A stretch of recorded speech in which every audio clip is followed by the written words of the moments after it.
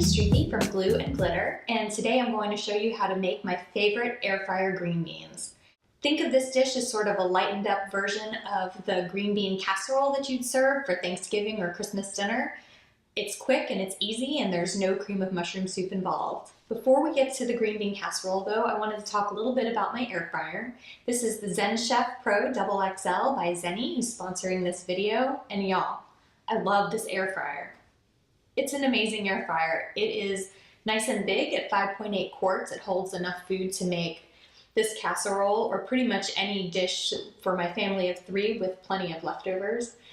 It's also the quietest air fryer I've ever used, but probably my favorite feature of all on this air fryer is this little S button here, which is a start and stop button.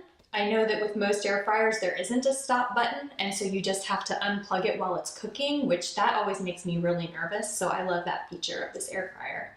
It's also easy to clean, and you can use it to cook with little to no oil. There's hardly any oil at all in this green bean casserole recipe, except for a little spray oil, which I really encourage you not to skip because that little bit of oil goes a really long way in giving these green beans that kind of almost frizzled texture that I think makes them so good. Y'all, I don't even really love green beans. I hardly ever make them for my family, but I love these green beans. I have been eating them for days, and not just because I've been recipe testing, but because I'm obsessed with them. So, there are just a couple of things you need to know about making this recipe. So let's just kind of run through it really quickly, and then we'll cut to the overhead so you can see it in action.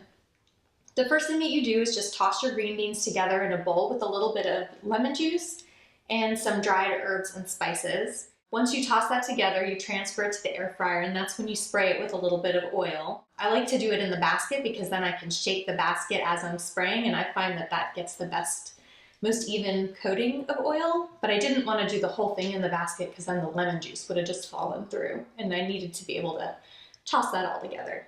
It takes about 10 to 12 minutes to make these green beans, and that's really going to depend on 2 things. First of all, the size of your air fryer basket.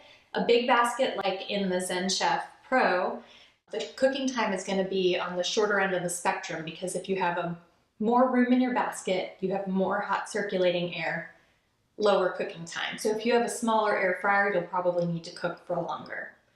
The other thing that might change your cooking time is your green bean size. If you're using something like a very skinny French green bean, these are going to cook up really fast. You might not even need the full 10 minutes. I would start checking on a green bean of that size more like at 8 minutes.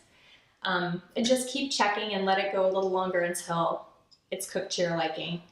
If you're using a big fat green bean, on the other hand, it's going to take longer to cook through, so you might even need a little more than the 12 minutes. So 10 to 12 is kind of a ballpark, but just kind of keep an eye on it, use your judgment. You know when the green beans look like something you want to eat. So once your cooking's done, you just transfer them to your serving dish and then top them with some French fried onions. And after that, you're ready to serve. The only thing I would say is you want to top with the onions just right before you serve because you want them to stay crunchy. And if you don't want to use French fried onions, that's fine. You can serve them without, or if you want to still get that kind of green bean casserole feel, you can top them with something like pumpkin seeds or roasted cashews, something to give it a little bit of crunch, you know, because that mixture of textures is kind of what this casserole traditionally is about. So I think that really covers it. Let's cut to the overhead and get cooking.